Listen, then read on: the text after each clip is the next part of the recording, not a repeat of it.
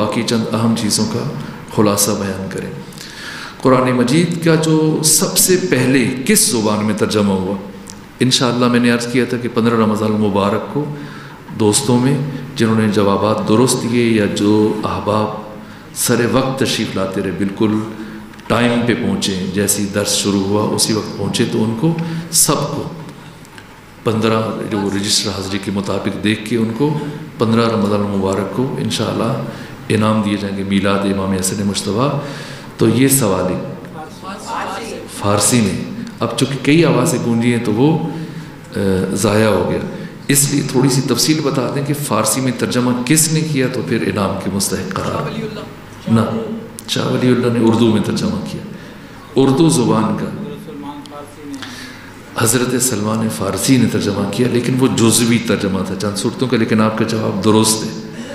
باقی جو ہے وہ کامل ترجمہ یہ بعد میں ہوا تھا۔ انگریزی زبان میں سب سے پہلا ترجمہ کوئی دوست بتا سکتا ہے کس نے کیا اور کب کیا؟ الیگزینڈر راس نے کیا،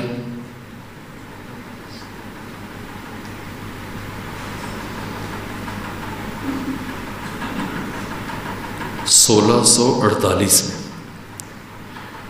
اس کو شہرت ملی، اور مسلمانوں میں سے 2 ترجمے جو انگلش میں کیے، یہ بھی پکتال پہلے عیسائی تھے بعد میں مسلمانوں، پکتال ان کا ترجمہ اور دوسرا عبداللہ یوسف علی، یہ 2 ترجمے انگریزی زبان میں۔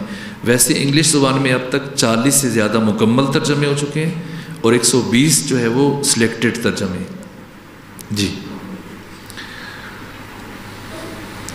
قرآن مجید کے سب سے پہلے مفسر پیغمبر گرامی اسلام، دوسرے مفسر امیر المومنین، اور قرآن مجید کے تیسرے بڑے مفسر مولا متقیان کے شاگرد حضرت عبداللہ ابن عباس، اور قرآن مجید کے چوتھے بڑے مفسر جو بتائے گا وہ بھی 15 رمضان کو اسے بھی انعام دیا جائے گا۔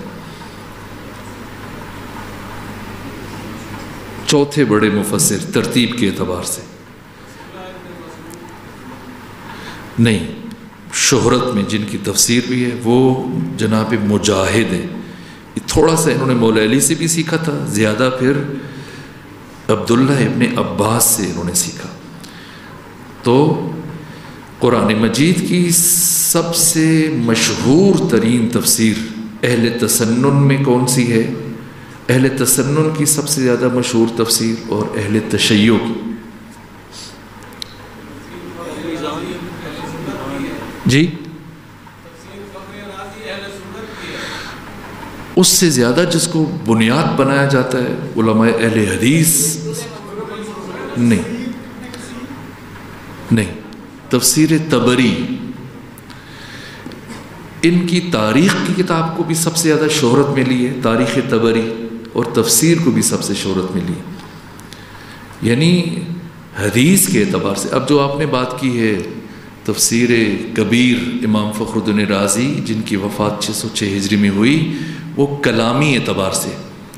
اہل تسنن کے 4 فرقے ہیں فقہی اعتبار سے، ایک ہیں امام مالک، ایک مالکی ہو گئے، ایک شافعی، ایک حنبلی اور ایک حنفی۔ جیسے مالکی ہاتھ کھول کے نماز پڑھتے ہیں، باقی 3 البتہ ان کے بھی فرق ہے۔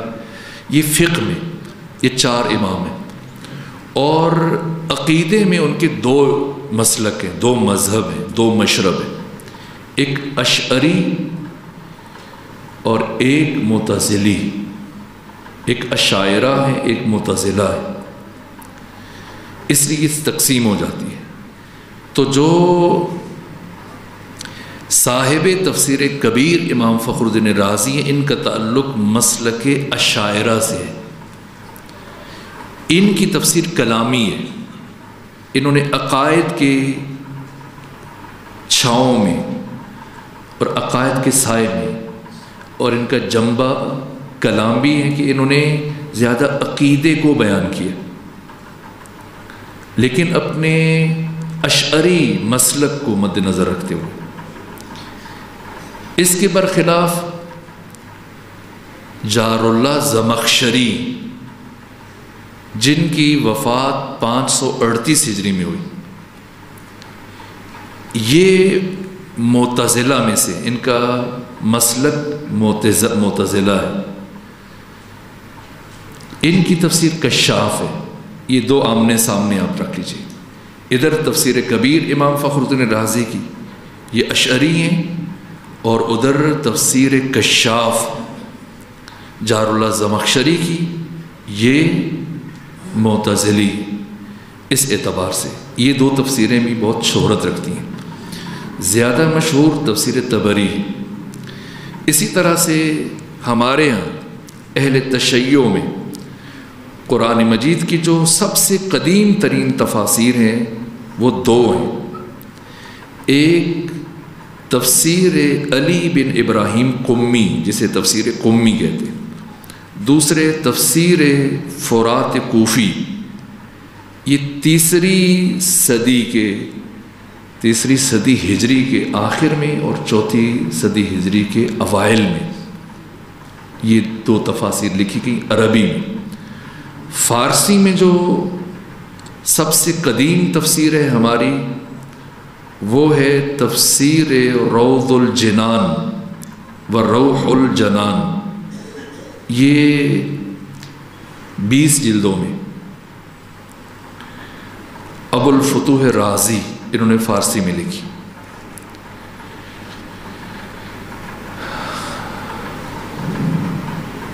آپ میں سے کسی نے نہیں پوچھا کہ کب لکھی گئی. یہ 6 صدی ہجری میں لکھی گئی. سب سے قدیم عرفانی تفسیر تشیع میں کشف الاسرار و عدت الابرار. یہ رشید الدین ابو الفضل میبودی، متوفہ 520 ہجری. انہوں نے اپنے استاد عبداللہ انصاری کے آراء کو جمع کیا. وہ املا کرواتے تھے، یہ لکھتے تھے. اتنا کافی ہے یا اور بھی کچھ بیان کر دیں؟ تھوڑا سا اعجاز عددی کی طرف، وہ چیز میں نے کسی مجلس میں، کئی مجالس میں اس کو بیان کیا، لیکن یہ خوبصورت کام ہے. اچھا، اس پر بہت سارے لوگوں نے کام کیا. کچھ نمونے ادھر. ایک تو خلیفہ رشاد ہیں، انہوں نے کام کیا. جناب طنطاوی نے کام کیا. باقی لوگوں نے کام کیا. لیکن ہم اپنے سوالات بڑھانے کے لیے آپ کو بتا رہے ہیں. قرآن مجید میں لفظ دنیا 115 مرتبہ استعمال ہوا. دنیا کے مقابلے میں آخرت یہ بھی 115 مرتبہ استعمال ہوا. شیاطین 68 دفعہ. شیاطین کے مقابلے میں ملائکہ یہ بھی 68 دفعہ. موت 71 دفعہ. موت کے مقابلے میں حیات 71 دفعہ. علم و معرفت 811 دفعہ. اور چھٹے امام فرماتے ہیں جہاں علم ہے وہاں ایمان، تو ایمان بھی 811 مرتبہ. ابلیس کا نام قرآن میں 11 دفعہ. انسانوں کو اللہ کی پناہ میں جانے کا حکم 11 دفعہ. سال میں 365 دن ہیں. دن کو عربی میں یوم کہتے ہیں. لفظ یوم قرآن مجید میں 365 مرتبہ. مہینے کو شہر کہتے ہیں. مہینے 12 ہیں. لفظ شہر بھی قرآن میں 12 دفعہ. شب و روز میں 24 گھنٹے ہوتے ہیں. ماہ رمضان کے دنوں کو نکال کے اس میں ذرا بڑھ جاتے ہیں گھنٹے. گھنٹے کو عربی میں ساعت کہتے ہیں. لفظ ساعت قرآن میں 24 مرتبہ استعمال ہوا. آسمان 7 ہیں. لفظ سماوات 7 مرتبہ. 34 سجدے ہر روز ہم میں سے ہر ایک پر واجب ہیں. لفظ سجدہ قرآن میں 34 مرتبہ. مومن کی 5 علامتیں، ان میں سے ایک علامت جو چھٹے امام نے بتائی کہ 24 گھنٹوں میں کل ملا کر 51 رکعت نماز پڑھتا ہے. نماز کو عربی میں صلاۃ کہتے ہیں. لفظ صلاۃ 51 مرتبہ استعمال ہو. پیغمبر کے 12 جانشین ہیں. جانشین کو عربی میں وسیع کہتے ہیں. لفظ وسیع قرآن مجید میں 12 دفعہ استعمال ہوا. امت مسلمہ 72 فرقوں میں بٹ گئی. لفظ فرقہ قرآن مجید میں 72. یہ کچھ نمونے جو صاحب کتاب نے دیے، ورنہ اس سے اوپر پوری پوری کتابیں حیران کن حد تک. روز شہادت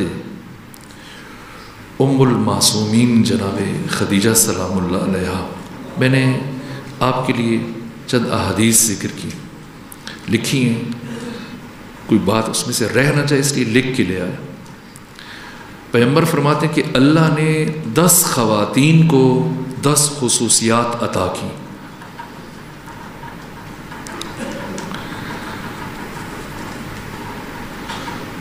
حوا زوجہ حضرت آدم کو اللہ نے توبہ کی خصوصیت عطا کی. سارا زوجہ جناب ابراہیم کو اللہ نے جمال عطا کیا. رحمہ زوجہ حضرت ایوب کو اللہ نے حفاظ عطا کیا. آسیہ زوجہ فرعون لعین کو اللہ نے حرمت عطا کی. زلیخا زوجہ یوسف کو اللہ نے حکمت عطا کی. بلقیس زوجہ سلیمان کو اللہ نے عقل عطا کیا. برخانہ مادر حضرت موسیٰ کو اللہ نے صبر عطا کیا. مریم مادر عیسیٰ کو اللہ نے صفوہ عطا کیا. فاطمہ زہرا زوجہ امیر المومنین کو اللہ نے علم عطا کیا. اور خدیجہ زوجہ مصطفیٰ کو اللہ نے رضا عطا کیا. جو باقی 11 خصوصیات کو شامل ہے.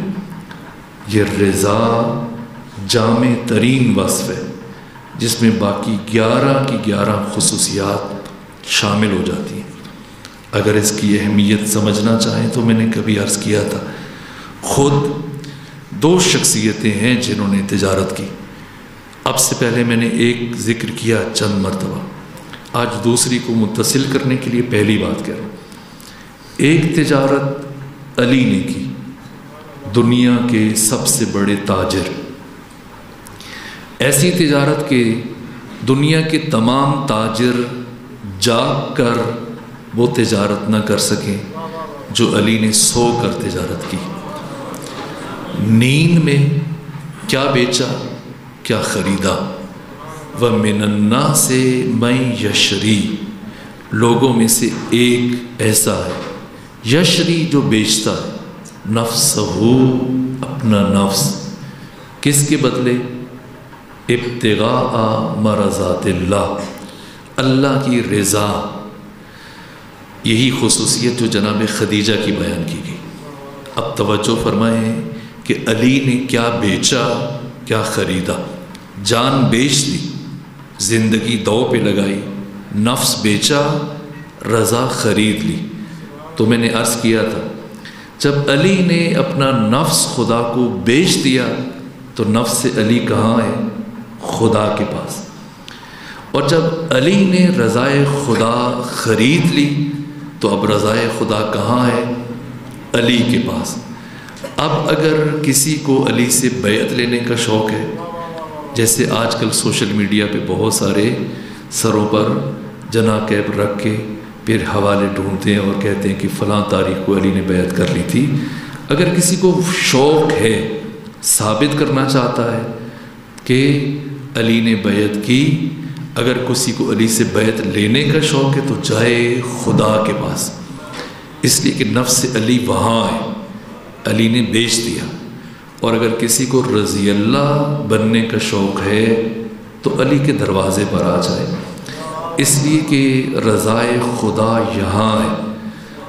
اب جو آ گیا اور اس کا سر اس دروازے پر جھک گیا تو وہ رضی اللہ بن جائے گا. اور اگر سر نہ جھکا، رضی اللہ تو نہیں بنا، لعنت اللہ علیہ یقیناً بن جائے گا. یہ تجارت امیر المومنین نے فرمائی. اور دوسری تجارت جناب خدیجہ نے. مال کثیر دے کر خیر کثیر خریدا۔ سب کچھ کیا کیا بیچا خدا کو کہ بدلے میں اللہ نے فاطمہ عطا کی، متاع عمر، متاع جان، متاع حیات اور متاع دنیا، سب کچھ جناب خدیجہ نے خود کو اور اپنی تمام متاع کو طبق اخلاص میں رکھ کر اللہ کی بارگاہ میں پیش کیا، تو بدلے میں اللہ نے آپ کو کیا عطا کیا؟ انا اعطیناک الکوثر، کوثر عطا کیا، سیدہ عطا کی۔ کیا شرف ہے! دوسری حدیث امام حسن مجتبیٰ فرماتے ہیں کہ انا اشبہ الناس بخدیجۃ الکبریٰ، شرف بیان کرتے ہوئے امیر شام کے دربار میں اپنے لیے باعث شرف سمجھتے ہوئے اپنی فضیلت بیان کی کہ ساری کائنات میں جناب خدیجہ سے سب سے زیادہ شباہت رکھتا ہوں۔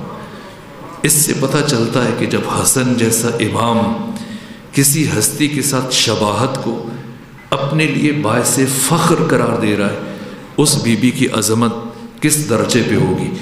پیغمبر نے جناب خدیجہ کے تعارف میں جو کلمات ارشاد فرمائے کانت من احسن النساء جمالا۔ میں نے جمال کی چونکہ توصیف کی، ابھی وقت نہیں، کہ جمال کے اعتبار سے خدیجہ پوری کائنات کی سب سے حسین خاتون ہے۔ حسن سے مراد حسن باطنی، یعنی اوصاف میں، یعنی کمالات میں، اور دلیل سے خود جناب سیدہ اس سے مستثنیٰ ہے۔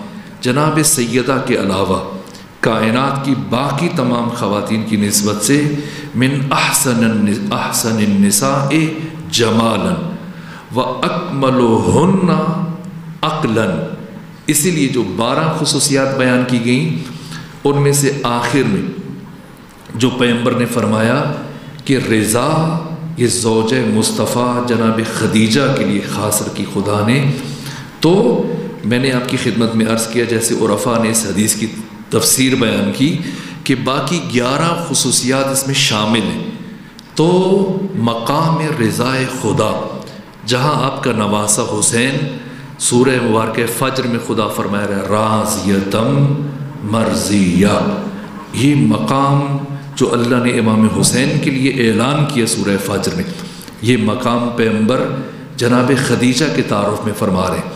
یہ مقام رضا باقی ساری خصوصیات کو واجد ہے، باقی ساری خصوصیات کو حامل ہے، اور اس لیے پیغمبر فرماتے ہیں وَأَكْمَلُهُنَّ عَقْلًا، پوری کائنات میں سب سے زیادہ خواتین میں عقل کے اعتبار سے کامل ترین جناب خدیجہ ہے، زیبائی میں، حسن میں، جمال میں سب سے حسین، عقل میں سب سے کامل، وَأَتَمَّهُنَّ رَأْيًا، رائے میں، مشورے میں سب سے زیادہ جناب خدیجہ کا مقام ہے۔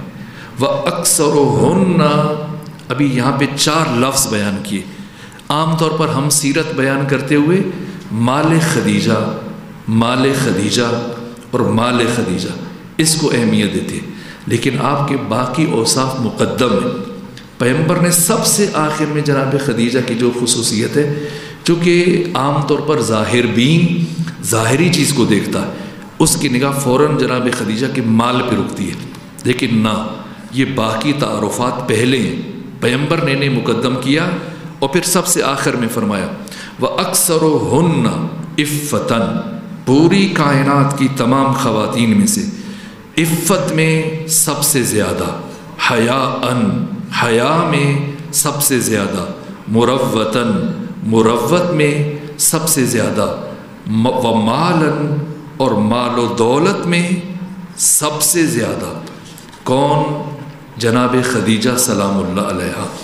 یہ مال کثیر سارے کا سارا دے دیا تاکہ خیر کثیر کو اور حقیقت کوثر کو پا سکے۔ اور کائنات کی سب سے بڑی کریم ہستی. ظلم ہے، اور بس اوقات ہم بھی ان مظالم میں شریک ہو جاتے ہیں.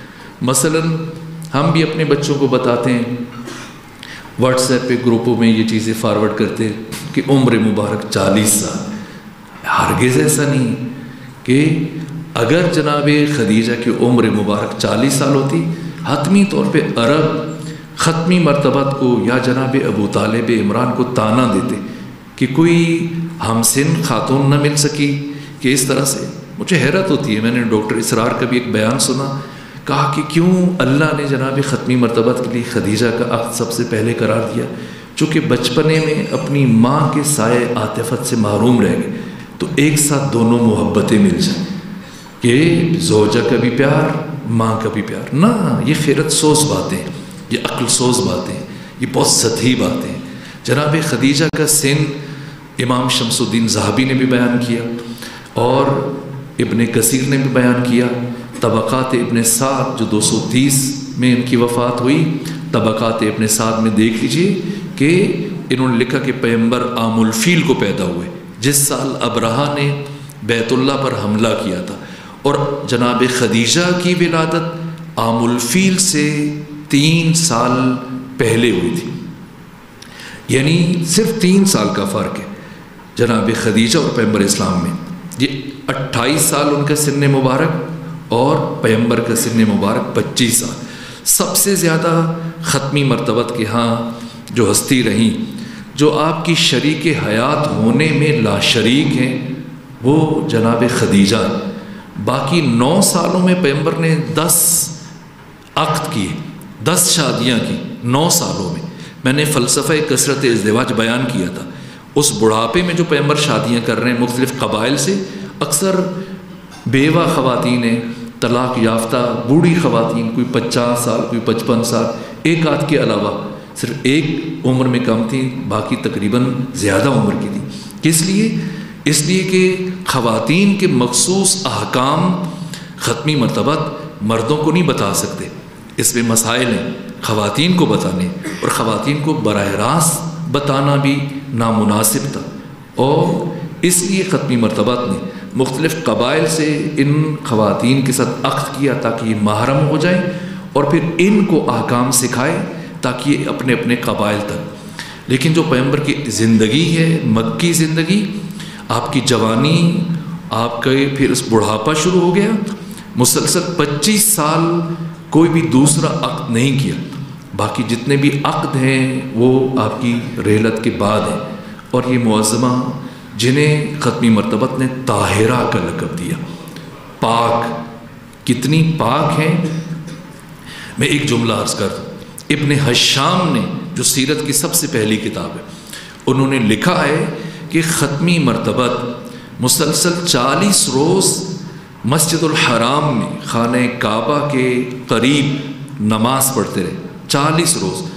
اور 40 دن پیغمبر کے پیچھے ایک خاتون اور ایک جوان، یہ دو بھی نماز پڑھا کرتے تھے 40 دن مسلسل.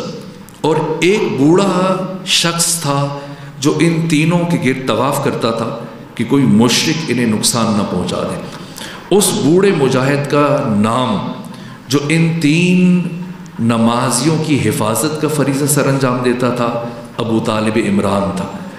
اور پیغمبر کے پیچھے جو جوان 40 دن نماز پڑھتا رہا، اس کا نام علی تھا. اور پیغمبر کے پیچھے جو خاتون مسلسل 40 دن نماز پڑھتی رہی، ان کا نام خدیجہ تھا.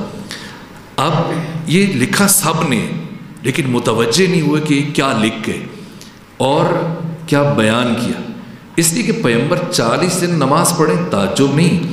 علی 40 دن مسلسل نماز پڑھیں، اس میں بھی تعجب نہیں. لیکن ایک خاتون کس طرح سے مسلسل 40 دن نماز پڑھ سکتی ہے؟ اب پتہ چلا کہ اللہ نے صرف سیدہ زہرا کو بطول نہیں بنایا، بلکہ آپ کی مادر گرامی جناب خدیجہ کو بھی بطول بنایا.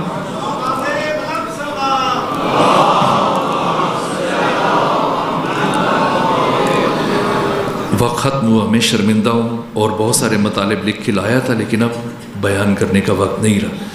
وہ بی بی کے جنہوں نے اپنی تمام متاع دین کے لیے قربان کر دی، پیغمبر گرامی اسلام کے لیے، اور یہاں تک کہ سب کچھ دیکھیں، ایک انسان اگر پہلے سے مفلوق الحال ہے، تو ہی دست ہے، تو ہی دامن ہے، اگر اسے کبھی تھوڑی زیادہ محرومیت برداشت کرنی پڑے اس کے لیے کوئی مشکل نہیں، لیکن ایک ایسی شخصیت کہ جس کے 400 کنیزیں ہوں کم از کم، اور جس کے 80,000 اونٹ ہوں، جو مختلف خطوں میں مختلف شہروں میں تجارتی قافلے لے کے جاتے تھے، اور جس بی بی کے یہاں سونے اور چاندی اور درہم و دینار کے انبار ہوں، وہ بی بی برابر 3 سال شیب ابی طالب میں کبھی پتھر کا تکیہ بنا کے، کبھی مٹی کا تکیہ بنا کے آرام کرتی تھی۔ جب بھوک لگتی تھی تو درختوں کے پتے اور گھاس کھا کے گزارا کرتی تھی۔ وہ بی بی جن کے ٹکڑوں پہ پلنے والے غنی بن گئے، خود 3 سال کیسے گزارے؟ جب شدت پیاس سے جاں بلب ہو جاتی تو درختوں کی جڑوں کو اپنے دہن میں رکھ کے انہیں چوس کے یہ مشکل ترین زندگی گزاری، یہاں تک کہ حالت پیاس میں آپ کی رحلت ہوئی، پیاسی تھی، اور شیب ابی طالب میں موجود تمام افراد کے پاس جام لیے، خالی ظرف لیے، جناب فاطمہ زہرا جیسے کربلا میں جناب سکینہ باقی بچوں کے لیے پانی کے اہتمام کے لیے کوشاں رہی، اسی طرح سے ہر ایک کے پاس جا کر جناب سیدہ زہرا کہ اگر تھوڑا سا پانی مل جائے، میری ماں فاطمہ زہرا کی طبیعت بگڑ رہی ہے۔ یہاں تک کہ پانی نہ ملا، بی بی دنیا سے پیاسی رخصت ہو، اور جانے سے پہلے اتنی کیفیت عجیب تھی کہ پیاس کی وجہ سے بی بی تڑپ رہی تھی، تو آپ کو تسلی دینے کے لیے، آپ کو تشفی دینے کے لیے ختمی مرتبت نے فرمایا، اے خدیجہ تو دنیا میں بھی میری زوجہ ہے اور تو آخرت میں بھی میری زوجہ ہوگی۔ یہ عجیب شرف ہے، وقت نہیں کہ اس سے متعلق عرض کروں۔ آخری سانسیں ہیں 2 خواہشیں کی، 2 باتیں کی، نے کہا آقا میری 2 وصیتیں، 2 وصیتیں۔ میری پہلی وصیت یہ ہے کہ میری بیٹی فاطمہ کا بہت خیال رکھیے گا، کوشش کیجیے گا کبھی میری بیٹی فاطمہ زہرا گریہ نہ کرے، اور دوسری وصیت آپ سے نہیں، آپ کی بیٹی فاطمہ کو بتا دیے، میرے دنیا سے جانے کے بعد وہ آپ کو بتا دے گی، لیکن جب یہ کہا کہ آپ میری بیٹی فاطمہ کا خیال رکھیے گا، اس سے کبھی رونے نہ دیجیے گا، یہ سن کر ختمی مرتبہ زار زار رونے لگے۔ جناب خدیجہ نے عرض کیا آقا آپ کو رلانے کے لیے میں نے نہیں کہا، میں وصیت کر رہی تھی، اپنی خواہش بیان کر رہی تھی، پیغمبر سے کچھ بتایا نہ گیا۔ جناب خدیجہ کے سامنے 2 انگلیاں کھول دی، کیا دیکھا؟ کچھ افراد ہاتھوں میں لکڑیاں اٹھائے، ڈنڈے اٹھائے، تلواریں اٹھائے، کسی گھر کی طرف بڑھ رہے، یہاں تک کہ اس دروازے پر آگ جمع کر رہے ہیں۔ تڑپ کر پوچھا آقا یہ کس کا دروازہ ہے؟ فرمایا خدیجہ یہ آپ کی بیٹی فاطمہ زہرا کا دروازہ۔ الا لعنت اللہ علی القوم الظالمین وسیعلم الذین ظلموا ای منقلب ینقلبون۔ پروردگار بحق خدیجہ سلام اللہ علیہا ہماری عبادات کو اپنی بارگاہ میں قبول فرما۔ پروردگار ہمارے روزوں کو حقیقی روزے قرار دے اور ہمیں حقیقی صائمین میں سے قرار دے، ہمارے گناہوں سے درگزر فرما۔ پروردگار ہماری تمام دعاؤں کو مستجاب فرما، بحق محمد و آل محمد۔ اللہم صلی علی محمد۔